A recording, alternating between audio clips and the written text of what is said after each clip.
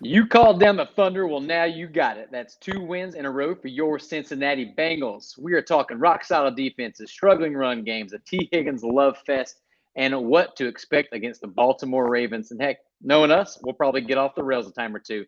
Let's get this show on the.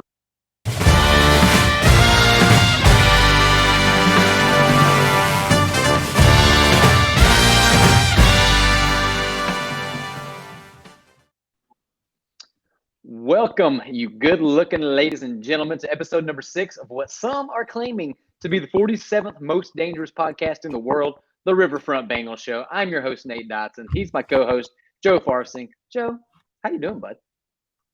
I'm doing a lot better these last 2 weeks than the first 2 weeks, so things are going pretty good. I like how I think our danger rating week by week we're creeping up as well, too. My goal is to be in the top 25 by the end of the season. I think we can do it. I'm going to need some help. I'm not a very flagrant individual. I'm just worried that my mom might listen to this podcast, so you can take the reins on the danger factor. Before we get too far, I want to take just a second and ask you wonderful people to go wherever you listen to us, wherever you get your podcasts, and please hit that follow button, subscribe button, whatever that button is for you. Those likes, follows, subscribes, and reviews are what allow us to keep bringing this thing to you week after week. So if you could just take a second, give us a follow, maybe wake your kids up, text your cousins, send a handwritten note to your parents. I don't know, maybe a carrier pigeon to the country squire. I don't know. Ask them to do the same. Give us a like, give us a follow. That would be awesome, just like you. So, Joe, let's get into it, man. The Bengals won. Again, that's 2 in a row. This time, 27-15 against the Miami Dolphins in front of the largest crowd ever for a home game at Paycor Stadium, and it was an electric atmosphere. 2-2 on the season. What's your initial reaction? How are you feeling today? Well, first thing about the atmosphere, I mean, everything that couldn't have gone better in terms of the all white, Thursday night game, national audience, all white uniforms. They redid the field, in all white paint. The Ring of Honor inducting Willie Anderson and Isaac Curtis. I mean, the atmosphere, the stadium, everything was absolutely awesome. The crowd was so loud the entire time. A lot of the beat guys were talking about how the atmosphere was actually better than the Raiders game in the playoffs. So kudos to the 67,000+ people in attendance. So clap to you guys.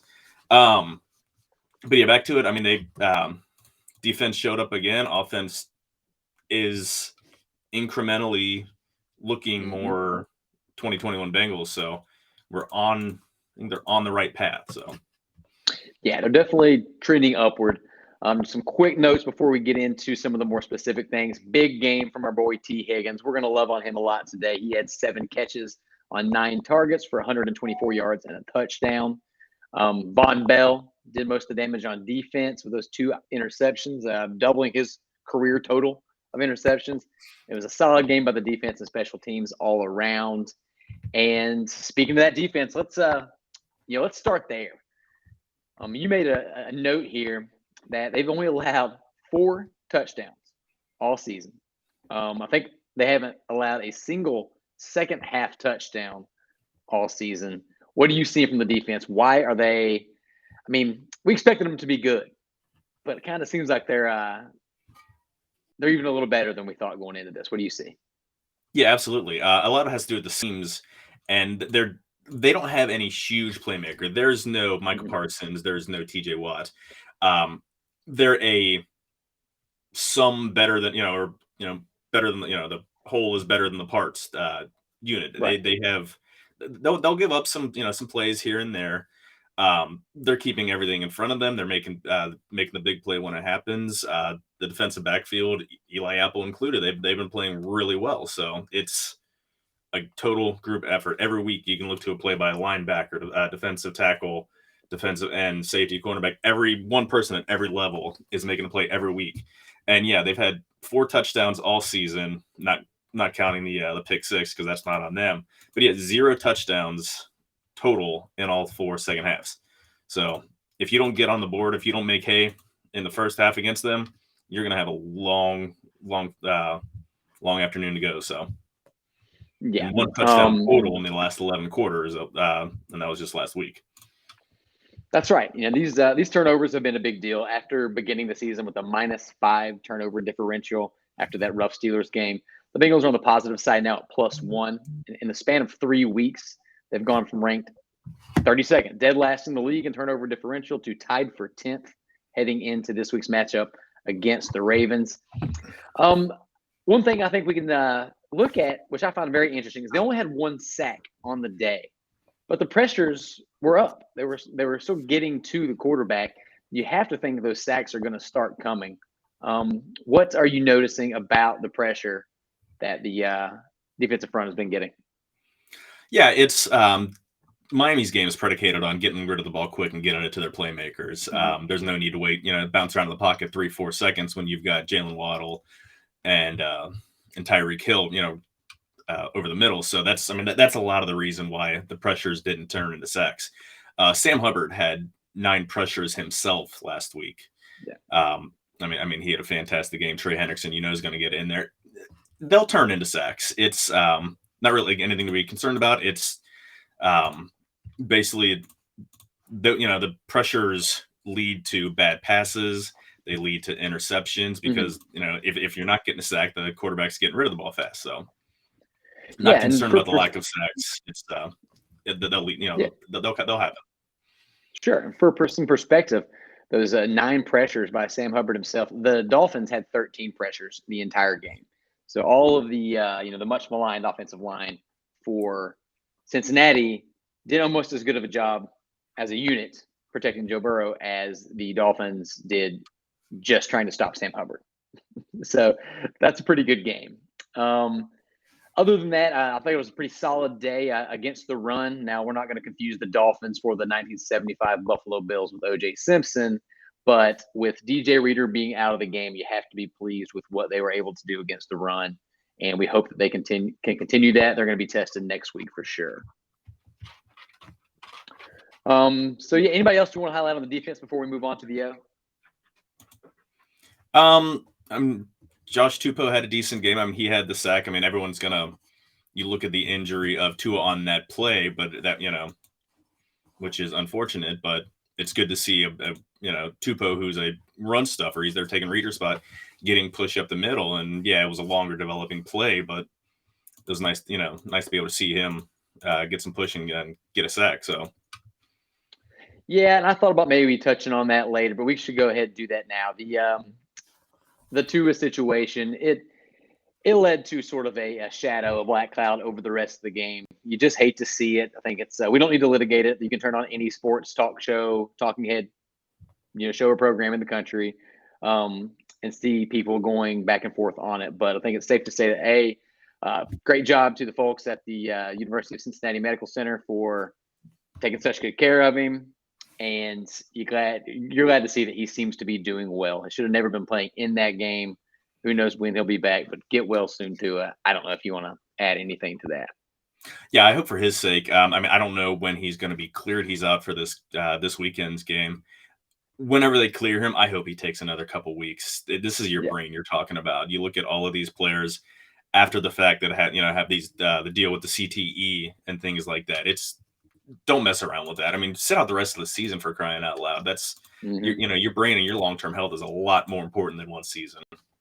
So yeah, truer words have never been spoken. Now, it was tough to watch, and just glad he seems to be trending upward as well.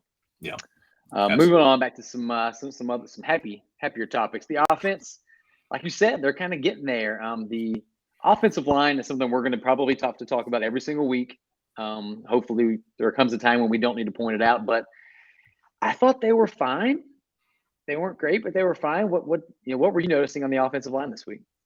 Yeah, if you look at PFF stats, which is again, that's what we use because it's probably the best, most objective, rate, comparison tool there is. All 5 rated poorly relatively in pass and run protection, or in pass and run blocking, but the key totals, after having 13 sacks over the first 2 games, they allowed 2 sacks last week against the Jets, 1 sack, 3 hits total this week against the Dolphins. Now there were 13 pressures, and again, you want that down to you want that down as low as possible. If you can get a clean game with 1 or 2 hits and no sacks, awesome. But you can live with that. He had time to scan the field, go over second or third read. So pass protection wise, I've not really anything to really complain about. Run game's a totally different issue, but the run game is talk a lot about that. So yeah, before we jump there, which those 13 pressures you mentioned, it only led to 3 QB hits. For comparison, week 1 there were 11 hits, and then 9, and then 9 more in week 3, and then only 3 last week in the 1 sack. So there is a lot of progress there, and those players all graded out really poorly. But was it just me, or did the eye test sort of tell a different story than the analytics? It seems like they're getting a little bit better, playing more, cohesive from week to week. That's just what I'm seeing. I don't know if you feel any differently. Yeah, absolutely. And a lot of the stuff is your scores can be tanked by a couple really bad plays. You can get beaten badly, and you can still have an offensive success. I mean, how many times you see someone coming right through unblocked, or someone totally whiffs on a block? Well, Burrow escapes the pocket, finds someone, on a broken play. You get, the offense, plays on, you get a big gain, even though, you totally miss. So the scores are, not to be taken with a grain of salt, but it tells only part of the story. So they're looking a lot more cohesive. And this is what you want to see, what you hope to see. And now, you want you want the hits to stay low and everything consistently. But, this is, as the season goes on, as the 4 new players integrate better, it's what to expect. Yeah. And you can only play the chemistry card for so long. So any sort of incremental progress we're noticing there, I think we have to take away as a huge positive, especially considering how poorly it looked early on.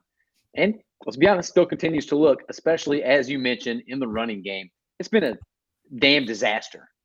Sorry, Mom, for my language. It has been brutal. The Bengals rank 26th in rushing yards per game, 30th in yards per play. It's just not all them, I guess. Joe Mixon has not looked like himself. He's looked like a shell of himself. Go. Hit me on what you're seeing with Joe Mixon. Yeah, and that's, again, they've gone through spells like this. I mean, Mixon is a very hot and cold running back, but he has zero explosion. There were a couple plays last week to where he had the corner, like he had a lane. All he has to do is just either get the corner, but in a foot race with someone, or get past. It was one play off left end. All he had to do was get past a blocked lineman, and he got tripped up for a 0-yard gain. When Joe Mixon 2 years ago, he blows by and he's got a 10-15 yard gain. He just looks absolutely slow. I don't know if we want to get into all of the in all the Mixon news right now, but he's second in the league in rushes. So it's not due to a lack of attempts or lack of trying, sticking with the run game. He had 58 yards on 23 carries last week, and that's pretty much on par with what they've been doing all year long.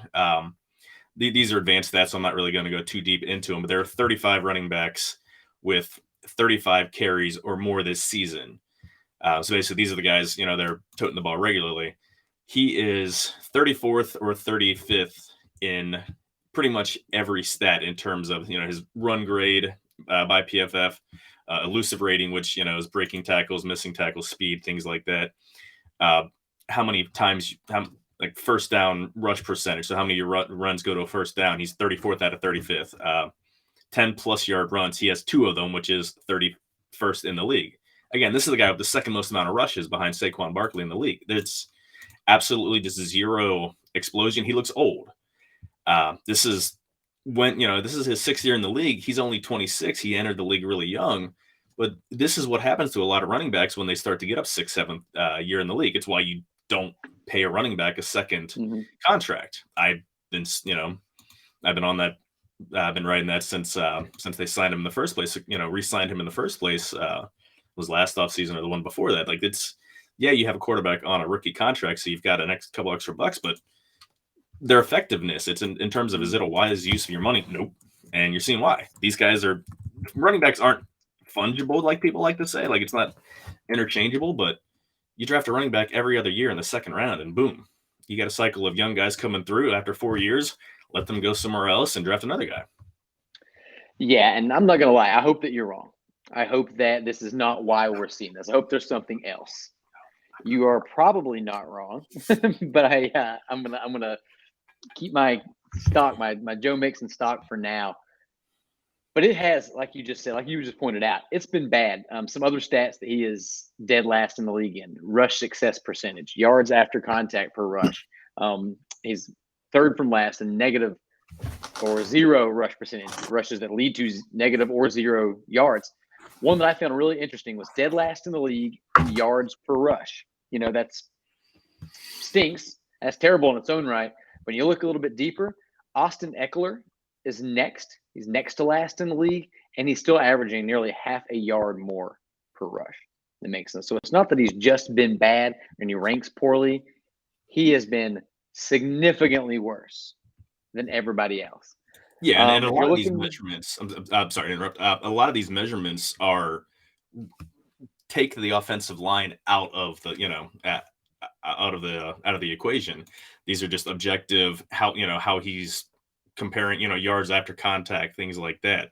I mean, you can't do a whole lot when you get met 2-3 yards in the backfield, but this is taking the offensive line performance, totally out of the equation. Yeah, speaking of that O-line, some news broke. Sort of, I guess I didn't hear about it until after the game, but apparently last Wednesday, the day before their matchup against the Dolphins, Mixon and Ted Karras got together, had a little players-only meeting with Mixon and the O-line. Mixon's quote from that said, "I called for a meeting with them just to see what they're thinking on certain runs or what they think I should do on certain runs. I feel like that will definitely be beneficial down the road and taking that next step on coming together and building that chemistry on and off the field. I think it's going to take us a long way down the road, so I look forward to it." Karras said it created a little more synergy in the run game. So if you're like me, grasping for straws and hoping and praying, and I know that's not a strategy, for something to be optimistic about, maybe them working together, getting together is going to lead to some progress. But, he made the Pro Bowl last year. He sort of had a coming out party a season ago. And that's why this is so concerning. Last season, he led the team in broken tackles with 20. And we're just not seeing that so far. Through the first 4 games last year, 88.3 yards per game, 4.25 yards per carry. This year, 56 yards per game and 2.73. It's tough. And like you said, second most attempts in the NFL. It's got to get better. I don't know what it's going to take. I don't think P. Ryan is the answer. But they're going to have to try something if something doesn't give soon. Yeah, but this is also last year. Yeah, it was his breaking out. Might not be. I mean, everyone knows who Mixon is. They know. They know his. They knew his ability. Last year was the first year that he got Pro Bowl recognition, which is weird for as productive as he's been. But a lot part of the season and through the playoffs, the run game was poor as well. This was, this isn't. I don't know if it was teams trying to make them more one-dimensional, which is weird because the pass offense was so lethal. I doubt that's what it was, but again, last 5-6 games of the regular season and through the playoffs, the run game was poor as well. So this is kind of a disturbing trend that you figured with everyone gearing up to stop the pass this year, playing more, more deep zones, maybe fewer guys in the box, a lighter box, that he'd be able to make some hay, and this just isn't it. I think he'll play better. I think he's on the, last year might have been the mountaintop. Now it's, on the way down. I don't think he's washed up. He's going to have a better, from here, maybe not from here out, but at some point, he's still going to have some good games. It's not like he's going to be totally out of the league by next season, but I think that the Joe Mixon from 2019, 2020, 2021, that guy's gone. I mean, he's going to be slower. There's only 7 guys in the league with, that have more carries his career than he does. I mean, he's got a lot of wear and tear. Yeah. So we're going to see what happens. It's obviously something that everybody in Bengals Nation is talking about, keeping their eye on, and they're going to need him next week. We'll get to that in a little bit, but ball control is going to be a big thing. So fingers crossed we see some serious improvement right there. But this is a Bengals podcast, and what would that podcast be if we didn't talk about the man, the myth, Joe Burrow, a little bit? solid game for Burrow. Stats 20 for 31, 287 yards, 2 touchdowns. And like you noted here was 0 turnover-worthy plays, which are passes that can be picked off for poor ball security. What were some of the things that stood out to you about Joe this week? It was a mixed bag. He was able to get a deep pass to to each of the big 3 receivers. There was a 59-yard pass to touchdown pass to our boy T. It was actually underthrown a little bit. If it were laid out a little bit ahead of him, he wouldn't even have been touched. He wouldn't have had to break the tackle. Same thing, he threw deep.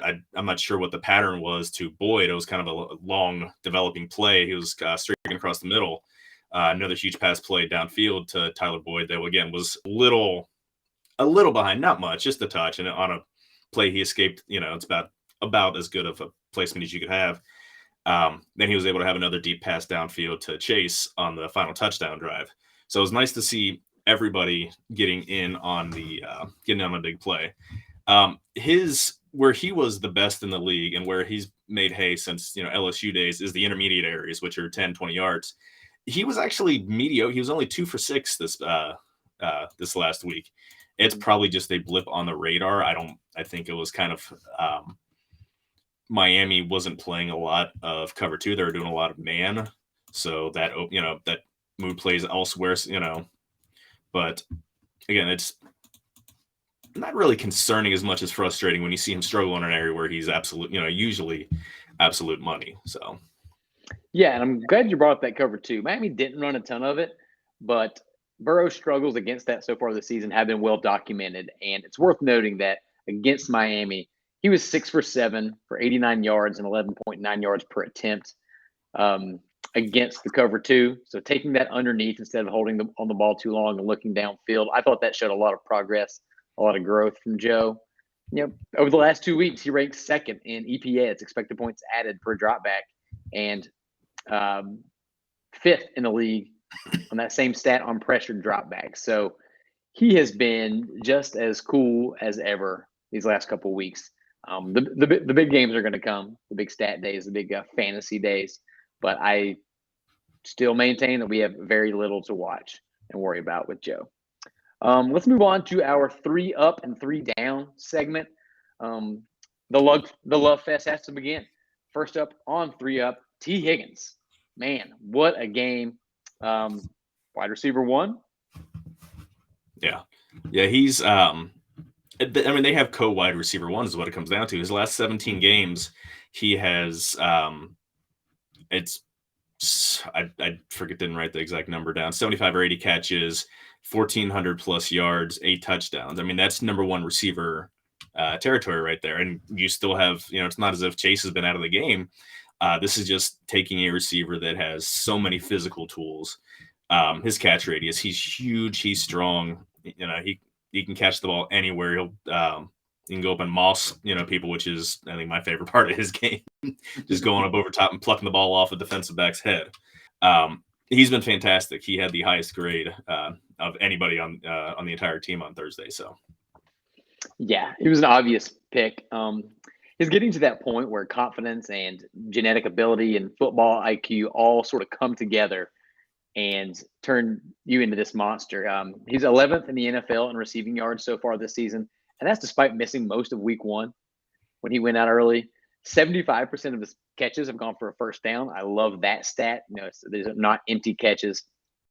And I kind of hinted on it before a couple times, really. But this week I decided to go team by team and see which ones I thought he would be the wide receiver 1 on. And I think there are only 6 receivers in the league that you can really make a fairly easy case for being better than T. And that's Justin Jefferson, Stephon Diggs, Devontae Adams, Cooper Kupp, Tyreek Hill, and maybe A.J. Brown. This is not counting Jamar Chase. If you give me all those, and you can argue a couple of them for sure, that means he's a number 1 wide receiver on 25 other teams. It is all coming together for him, and we should enjoy the ride. So let's go. Let's see what you got next week, T. Up next, you had Hayden Hurst. What did you see in Hayden this week? Yeah, he's been kind of the forgotten man in the offense. Again, you've got 3 dynamic wide receivers and a running back that you continue to force feed and run straight into the line time after time. You kind of forget about the tight end. He had a big impact this week. He only had 3 catches, but for 27 yards. 2 catches were for first downs. The third one was a touchdown. There was the one play early on. He catches the ball short of the first down marker, and he broke 4 tackles.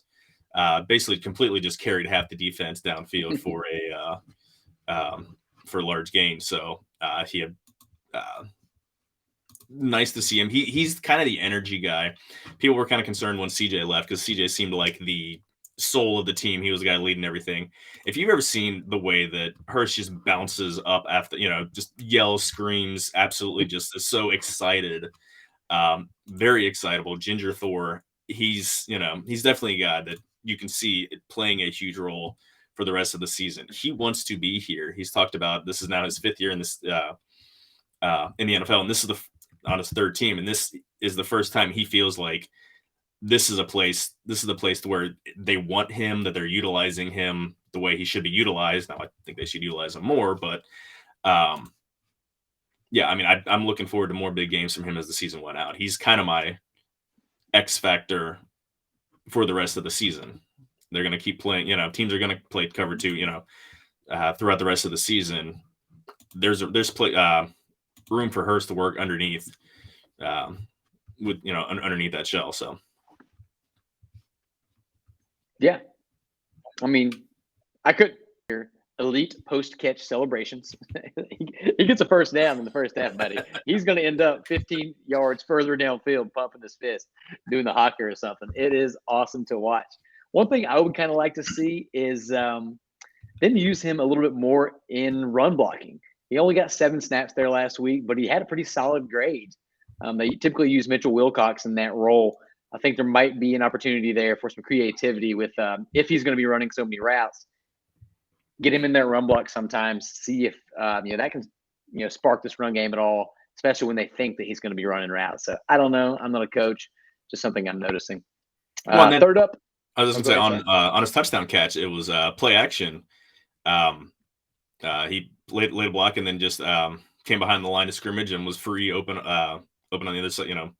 Direction. The running play was to the right, and all the defense was flowing that way. He snuck underneath around to the left, and Burrow had an easy pass to him for the touchdown. So, yeah, they're going to find ways, more and more creative ways to use him. He seems to make an impact every time he's out there. Up third, Von Bell. We mentioned it earlier. Doubled his career high, those 2 interceptions, both absolute game changers. Anything else you want to add about Vaughn? Just an awesome game, much needed. Yeah, he's another guy who's kind of like heart and soul. On one of the interceptions, he had a 45-yard return on that. He's known as strong safety, in the box safety, a big hitter. Everyone remembers his hit on Juju a couple years ago, and on the Monday night game. His coverage the last couple of years has been really good for a guy who looked at as a guy who struggled in coverage. He's actually looked really well. He had the interception against the Chiefs in the AFC Championship game last year. So he's a very key, important piece, another chess piece that Lou Anarumo can move, can do a whole lot with. So, yeah, love seeing that from Vaughn. Another guy who's going to have just a massively important role to play in these next couple of weeks. 3 down, got to do the negative. Joseph Asai, man, just a rough game. Anything specific you want to pinpoint? I mean, he's supposedly the pass rush specialist that they bring into, when they move Hubbard in to the interior on passing downs and coming off the outside. 16 pass rush snaps and 0 pressures. You need more productivity than that. Hopefully they can get some out of him, or they're gonna, they're gonna have to find someone else to bring in there on pass rush downs that can create anything. Yeah, it was not a good day. Speaking of not good days, we mentioned the offensive line. Cordell Bolson, another rough one. It's to be expected. He's a rookie. We're asking him to do things that he's probably not yet equipped to do. But that sub 30 pass blocking grade from PFF, it's not good at all. We don't need him to be great. We don't need him to make a Pro Bowl this year. He needs to just be adequate. So hoping for that going forward. Yeah, last up on 3 down. I was gonna say that the frustrating thing is he also had a holding penalty. It's one thing to struggle against, the tenured veterans that are, he's a fourth rounder coming from FCS. This isn't a first rounder coming from Alabama, Clemson, Ohio State. Sure. He's come from North Dakota State. Yeah, they're the class of FCS, but the best FCS team is the 135th best FBS team. So, but it's the penalties. He had a key holding penalty that they overcame, but you can't expect to put your team in a hole on first down, and send back on 1st and 20. You can't play behind the sticks all game long. So you need to clean those up. I feel for the guy. That had to be a tough one to swallow, knowing how important at that juncture that was. But I'm excited about him. He's better than I thought he would be, even if he hasn't been particularly great. So let's hope that scheme and coaching can kind of push him into that next tier. Our last up for 3 down, play calling. Something we've harped on a couple times. What are you seeing? What's your problem with the play calling this week? I know I have a couple. Yeah, I didn't really have too much of a problems with the passing game with the play calling. They did the trick play, the throwback to Boyd that threw an absolute dart to Chase. That thing was a seed. But 28 rushes. This team is not. I get you can't abandon the run. You have to keep them honest. Taylor's whole thing with, and this was kind of held true last year a couple of times, is the dam is going to break. You keep pounding it enough times, your cracks are going to happen. You're going to bust through. That's kind of what happened in the Vegas game during the regular season last year. They kept feeding Mixon the ball, and then by the end of the game, he's breaking off these big runs. It's not happening. If you're going to keep running the ball that often, then you need to come up with some creativity. You take Mixon out from time to time. He looks slow, so bring in Evans, bring in Pirine, someone, that it's going to offer a different look. Pirine, he's just going to, he's going to go exactly where the play is drawn up to be. He's not going to hesitate. He's not going to try to bounce it outside. He's going to find the hole and go right through it. Chris Evans gives you a lot more wiggle, a lot more bend. He's a smaller guy, but he's also quicker. Again, just something to break up the variation, to put some variation in the game. So you're not just seeing Mixon running up the back of a lineman 3 yards in the backfield because they're getting pushed back, or he's, being, almost too patient, missing what's a 3-yard gain, looking for a 10-yard gain and getting tackled for no gain. Yeah, I think that's pretty spot on. There were some times during that broadcast where you could hear the crowd getting frustrated with the play calling, it just being so stale. And that's saying a lot, because it seems like Amazon was actively trying to eliminate any crowd noise from the broadcast, which sucked, but it's neither here nor there. I don't hate the rush total in theory if you truly, truly believe that the dam is that close to breaking and it's not just some cliche you're throwing out there to keep all your players happy. But at critical moments in the game, when a score can put it away, and he's having a hard time getting, any kind of yards with goal to go, you've got 3 dynamic wide receivers and a tight end playing as well as he ever has in his career. Maybe then, of all times, let your best players make your biggest plays. I'm just saying. But that's it for our 3 down. We're going to move on. The negativity is killing me. I'm losing my hair over this. For those of you that only have the audio podcast, I have no hair, so thank you. Play calling. Dax Hill watch. Another week, another missing little MIA for Dax Hill. What's going on over there? 1 snap. Moving on. It's funny because I actually saw him on the one play. I saw number 23. I'm like, okay, cool. You don't always see, especially in the backfield, defensive backfield, you're not going to see every time that somebody's in there. If it's a running down, if it's a running play and it gets by the line, you don't see him. Like, okay, maybe he had a few more opportunities. Nope, just one play. Yeah, maybe if it was there was a wider gap in the score because the Bengals didn't put it away until late, then you might be able to see him. But Lou Anarumo had some pretty pointed comments. Sounded like he got a little frustrated at being questioned over Dax Hill's playing time. He said, I'm going to read just some of these quotes, asking if Bates needed a break or they wanted to rotate to get Dax Hill some reps. He said, no, Bates doesn't need that at all. He's good. Defensive linemen rotate, as everyone knows. I've been doing this for 30 years, and I've never rotated a corner and a safety in my life, and I never will. The starters are the starters for a reason. There's usually good reason. So that kid will get in when I feel it is the right time, the right place, and the right role, and the right game, and that's how it's going to go. So, you know what, Lou? You probably know better than me. So I'm going to let this one go for now. But I think as a fan, you really, really want to see your first-round draft picks play, especially when you look around the league and see so many other first-rounders making big impacts. Well, again, it's more of just the defense is playing well. I've got no problems with the secondary. Apple is hit or miss.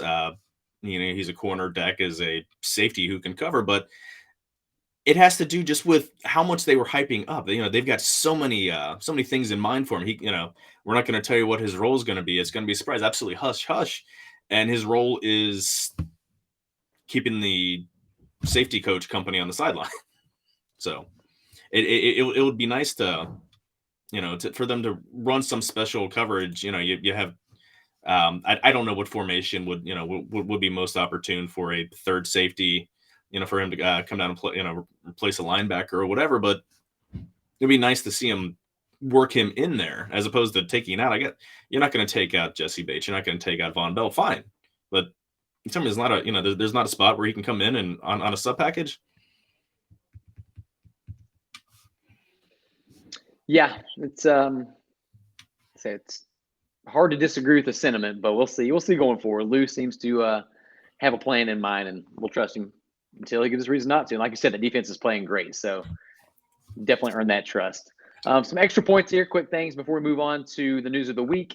Third down effectiveness, I thought was a big stat here. The Bengals significantly outperformed the Dolphins on third down, going 8 for 15, while Miami finished 2 for 10. That made a huge difference.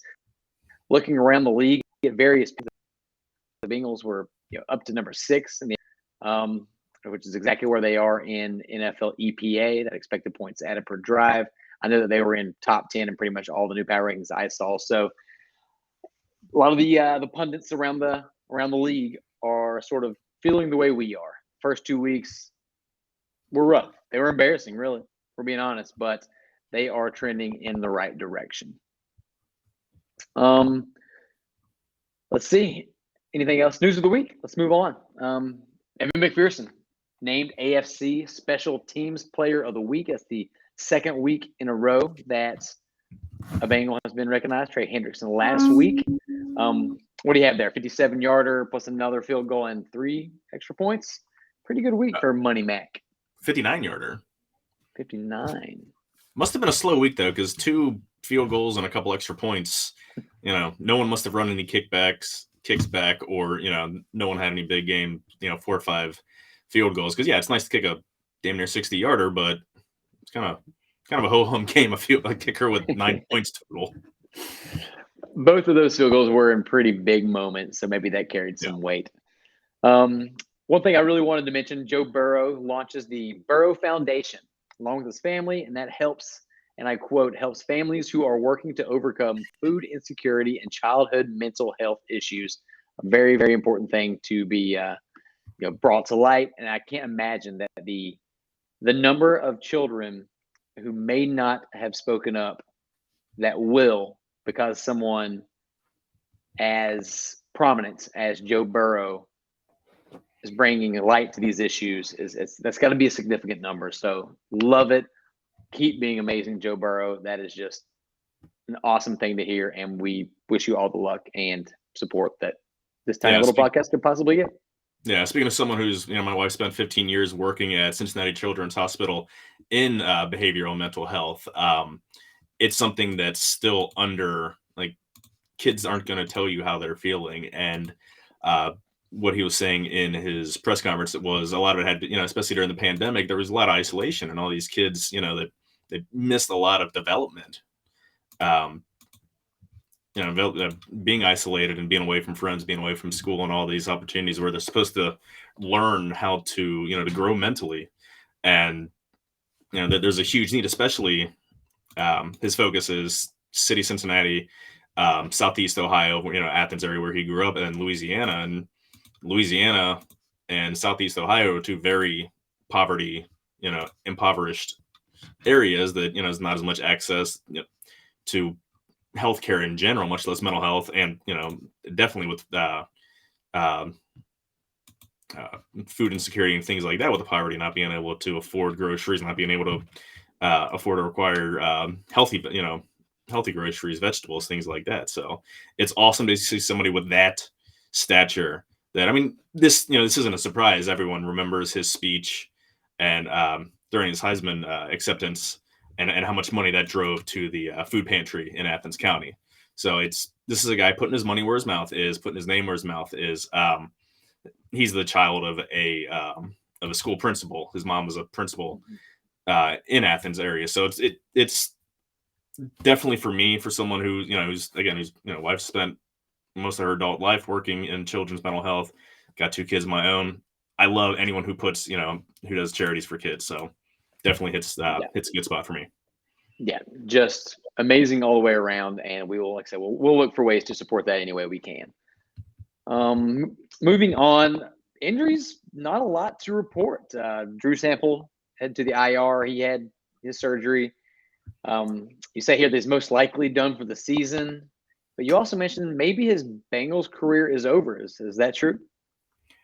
It likely. He was, this is the last year of his rookie deal, and objectively, as a outsider, why would you, he won't cost much to bring back, and he knows the playbook, but he offers zero dynamic playmaking ability. He's a good blocker. He never developed as a pass catcher as they wanted him to. He played half a season as the primary tight end when Uzomah went out a couple years ago, and he has good hands, but he's not breaking tackles. He's not, you can't expect him to get open downfield down the seam. So I think there's a pretty big opportunity that they're going to look to maybe draft someone possibly early. I already saw a mock draft where they're drafting Michael Mayer from Notre Dame, who's a local kid from across the river. But there's no reason to think that they would be jumping to bring him back. Again, bringing him back as a depth piece, whatever. But yeah, there's a likely chance that he's, that he's done here in Cincinnati. Yeah, you're probably right. In the meantime, get well soon, Drew. Wishing you all the luck. Other than that, they kind of escaped Thursday fairly clean. Not too much to report on. Khalid Kareem and Cam Taylor-Britt were designated to return off the IR. The team has 21 days to activate them. I think that we're all kind of interested to see what happens with Taylor-Britt, but we will cross that bridge when we come to it. So let's move on to some standings. Standings watch. Everybody in the league, or in the division at least, except for the Pittsburgh Steelers, because they are gross, is 2-2. They're all 2-2. So that sort of highlights how important next week's matchup is. As of now, what I was looking at had the Bengals in the wild card position if the season ended today. How are you feeling about where they stand against the rest of the league at this point in the year? It's early. I think right now they're in like the 6th spot, but again, they've had one game in the division, and that's where you need to play your best football. Mm-hmm. That they had such a piss poor start. Pardon my vernacular there. My mom doesn't care if you swear. And then no one in my family cares enough to watch any of this. So, since they've had such a poor start and they're back to 2-2, and no reason to think that they're not going to continue to build and play better.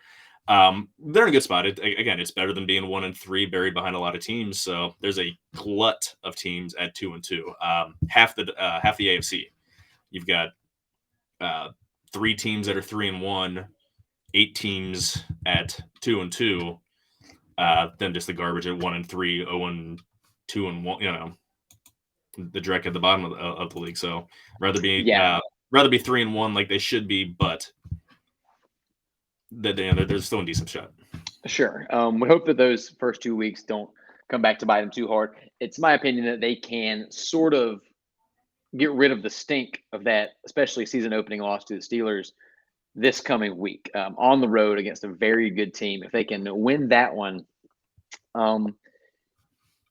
it sort of puts them in a great position for the first half of the season, because if you look ahead a little bit, I was going to touch on this a little bit later, but after the Ravens game this Sunday, the next 6 are all extremely winnable with a bye week in the mix there.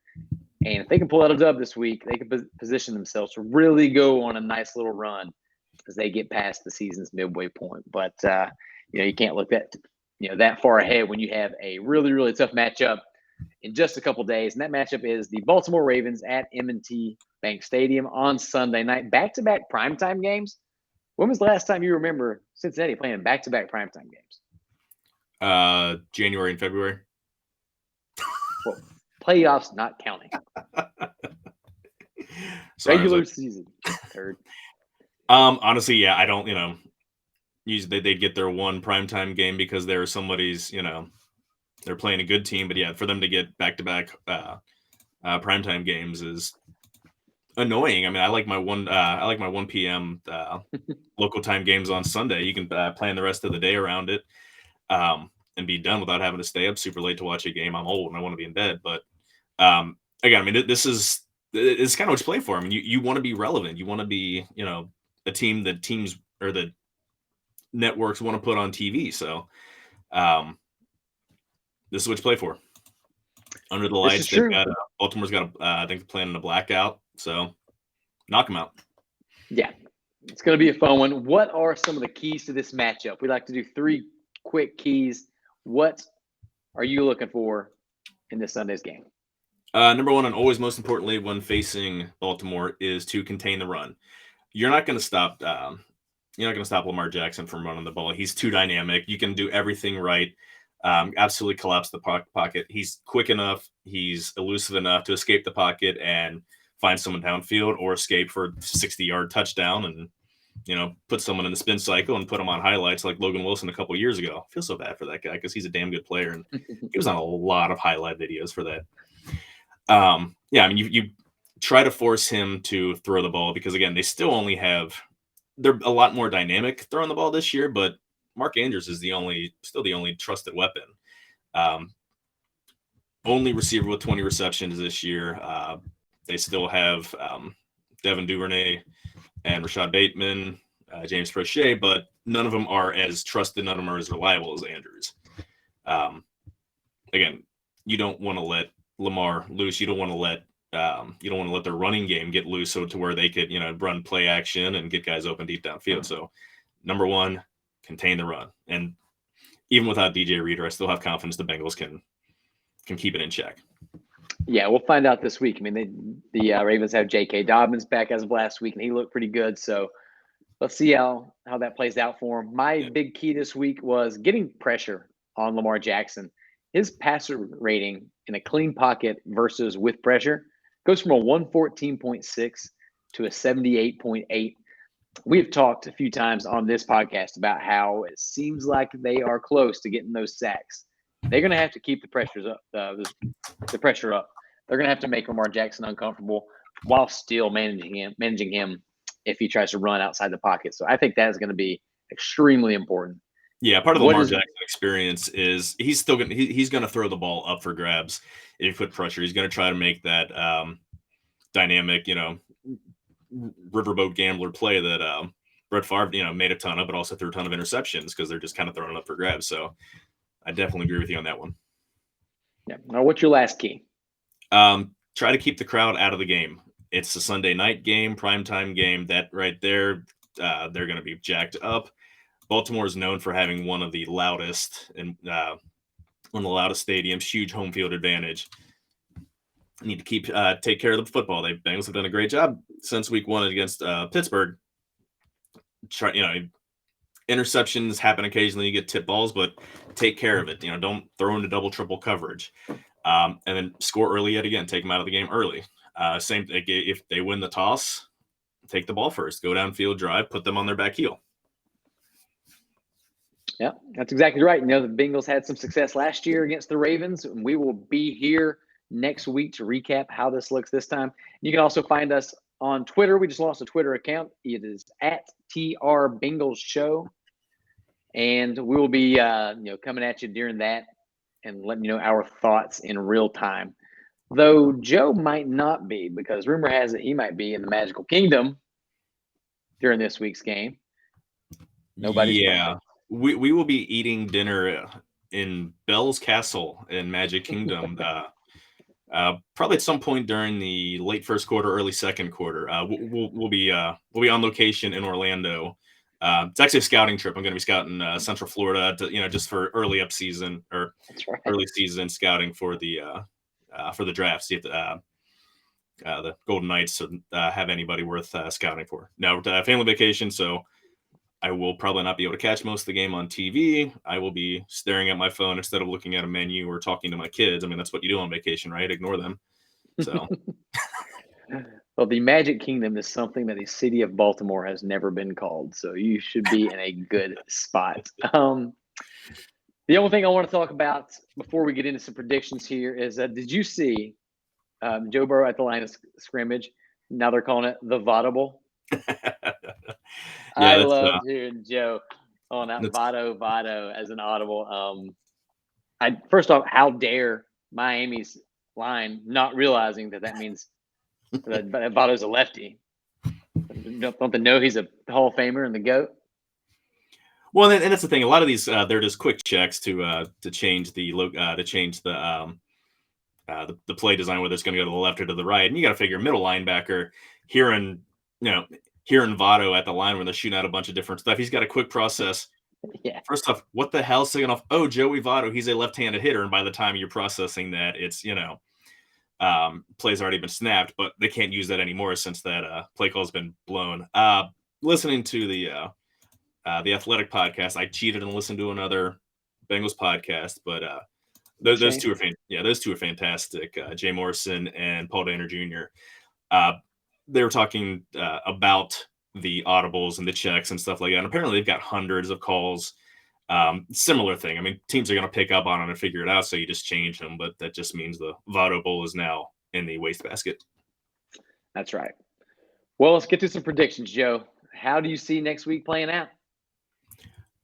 I think Burrow's going to look like Burrow of last year. He had his game 2 games last year. He threw for 941 yards combined. That's a 470 yard per game average. I don't think he's going to throw for that many. They've got, their cornerbacks are healthy, but Baltimore is 32nd ranked against the pass. They give up a ton of yards.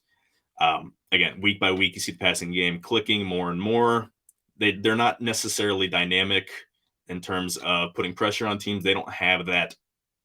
They don't have Elvis Doomerville in his prime. They don't have T Sizzle coming off the edge. They don't have a dynamic pass rusher. I think the line will hold up well enough. Running game, I still don't think it's going to do much. I don't think they're going to press it as much because Baltimore struggles as much with the pass game. I've got them 31-20. Defense shuts down the run in the second half, and Bengals win going away. I love it. That's a little bit bold. I don't think the Bengals have scored 30 points in some time, so I hope that you are right. I'm going to go for a different angle here. I'm going for the reverse jinx. We can't just pick Cincinnati to go undefeated and win every single game. Yeah, we can. Yeah, we could, but we wouldn't be doing a service. We wouldn't be doing a service to the listeners. This is a tough one. It's a road matchup against a really good team that can also argue that they should be a lot better than their 2-2 record. 2 17-plus point deficits given up at home.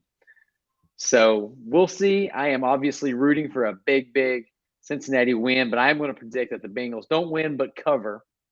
And the Ravens pulled out 24-23 before Cincinnati goes on a 6-game win streak. So I'm going to cushion the bad result this week with 6 in a row. So we just do a 9-game win streak and include the dub this week. You know what? I'm with it. I'm all on board. What has become my new favorite segment, Joe, why don't you lead us in random facts about a random Bengal?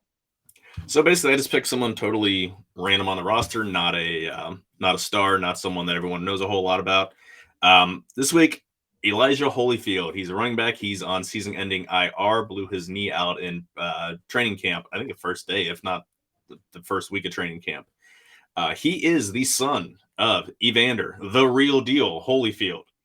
I believe he still has most of both of his ears better than his father, so he's got that on him. He was undrafted in 2019, ran a blistering 4.7840. I think you and I could have run a 4.7840. Like, that's awful for a running back at Georgia. You maybe. Again, I mean, Georgia's they've had a ton of fantastic backs. No Sean Moreno, obviously, he now wannabe politician in Georgia, Herschel Walker. He was undrafted free agent signing. Then one career game, 2020 for Philadelphia, 5 snaps all on special teams. That's about all you really need to know about the guy. That's definitely some things that I did not know about the guy. Anytime we get a chance to include Evander, the real deal Holyfield, into the podcast, I am in favor. It's my favorite, one of my favorite video games of all time was Evander Holyfield's Real Deal Boxing on Sega. I love that game. All right, let's move on to some viewer mail. These come from our loyal friends and family over at patreon.com/riverfrontcincy. They're mostly there for Reds content, but we are tossing some Bengal stuff at them, whether they like it or not. And at least a handful of them don't seem to mind. Our first question this week comes from Bill Lack. Bill is well known to everybody that listens to the Riverfront Reds show. He's the pod father and a longtime Cincinnatian. Bill asks, what do you attribute La'el Collins' ineffectiveness thus far? Bad back, bad signing, or something else? For me, I don't think it was a bad signing. I think the bad back has something to do with it, but he might just be bad now. This could just be who he is. I hope I'm wrong again. Joe, what do you think? Sorry, I accidentally muted my mic. I think it's more, not necessarily a bad back. I think it was having the back issues limited. It clearly limited him in preseason. He wasn't able to get on the field until, or at least with the first team line, until the week of practices with the Rams. It's just another player that's just new fit on the offensive line, that it's kind of everyone behind the curve. I think he's going to get a lot better. He's always been a much better run blocker than a pass blocker. I think that's, these are things that are going to improve as the time goes on. I don't think it was a bad signing. He's not old. He's 28 years old. Again, I could be wrong. It could, he could have just fallen off. Denver, Dallas didn't have a ton of interest in, trying to re-sign him after they let him, try to renegotiate. But I think that it's just because stalling the part of the preseason and the O-line fell into gel, he sticks out a little more. Yeah, it could be. He was. We were all pretty excited about that. That signing when it happened, and it has been bad so far. And I don't really think it's specifically him has shown any signs of getting better. So, Bill, I don't know if we actually gave you the right answer, but we hope that they figure something out real soon. Next up, Joey Godica, our friend from Canada. He said, if you had to pick a second favorite team, who is it? And this question is because Joey, while a loyal Cincinnati sports fan, also has a weird affinity for the Washington Commanders. And I'll tell you what, that is not my answer, because the Commanders are one of the most disgusting franchises in sports, and Dan Snyder should be ran out of town. But I'm going to plead the fifth on this one. There is only one answer, and that is the Bengals. There is no other team. Unless, Joe. Screw the other 31 teams in the NFL. My second favorite football team is the UC Bearcats. So that is my next goal, is to get all of the Reds fans who, we try to convert to this Bengals podcast, to try to convert, to try to get a Bearcats podcast. So that is my goal. Hey, I'm into it. That is something that I am not nearly as well versed on as I should be. So we'll see if we can make that happen. Up next, we need to bring you down to Nippert. We need to take you to a game at Nippert. That place is small, intimate. It's down, sunk in, underground. Place gets loud. There's only 40,000 people. It is a hell of a fun time. Yeah, I bet that's an awesome atmosphere. Next up is Seth Shaner. He says, Seth asks, can Joe Mixon and the O-line straighten things out and get the running game at least to be mildly effective? I had forgotten about 2019 and how putrid it was for a while, but that season had the caveat that it was Zach Taylor's first as coach. Is Mixon simply done, or can he become a viable factor again? Seth thinks time will tell. What do you think, Joe? 2019 Bengals on their way in the air to playing in London completely tore up their offensive running game plan. It did more kind of gimmicky, but it's kind of pasting over some issues. Mixon through 7 games of 2019, he had barely over 300 yards. So he's had bigger spells than this where he's been ineffective. With the new blocking scheme, with the new game plan, that he rushed for average 98 yards per game over the last 9, and that was a less talented line. Now, I already said my piece on Mixon, and I stand by it. I think he's slightly over the hill and, isn't the same guy in 2019, but there's no reason to think that they can't fix some things with a better offensive line and find a way to be a lot more effective, a lot more dynamic. If it's just him, if it's again mixing in some Chris Evans, mixing in some Samaje Perine just to give different looks. Yeah, I couldn't agree more. The answer is, can he become a viable factor? I would say yes, because we read the stats earlier. It really cannot get worse. So nothing but optimism here. Our last question is from James Urban. James says, am I the only one a little concerned with Joe Burrow's start to the season? Feel like he hasn't quite had that big time game yet. My initial reaction is that, he had a 115.9 passer rating last week. He's looking better every week. He's going to be just fine. He did have that appendectomy late in the offseason. I don't know. I'm not worried about Joe. What about you? It's kind of a yes or no for me. It still seems like something is off. Again, I don't know if it's just timing getting back. He never admitted how much weight he lost while he was in the hospital with his appendectomy, and how, so you have to take that time to put weight back on and muscle, and you're probably going to lose some of your timing and touch with your receivers. It seems like it's getting closer. Each game has been better than the preceding game. He torched the Ravens last year, so he definitely he loves playing against them. So I think this is the week he gets back on track. They're not going to let Jamar run free downfield, but there's going to be plenty of space to find TB, Higgins, Hurst. They're still going to force feed Joe Mixon with some dump off passes that he'll catch, turn up field for a 3-yard gain. So I think he's going to be fine. Something is still off, but I think it's just coming back from the appendectomy, and he'll be fine in the long run. Yeah, I think you're right. Well, that is going to do it for this week's edition of the Riverfront Bengals show. If you listen to us regularly, you know that we usually do a weekly pick 'em, but we're running out of time this week. So we're going to do that over Twitter here in a couple days. Joe had a dominant week last week, going 12-4. So I just really am cutting that segment out because I don't want to brag on him too much more and inflate his ego.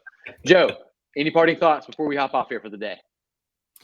Time to show the Ravens what the Bengals are made of. That's right. And as a wise man once said, I think I'm quoting Aristotle, who dat?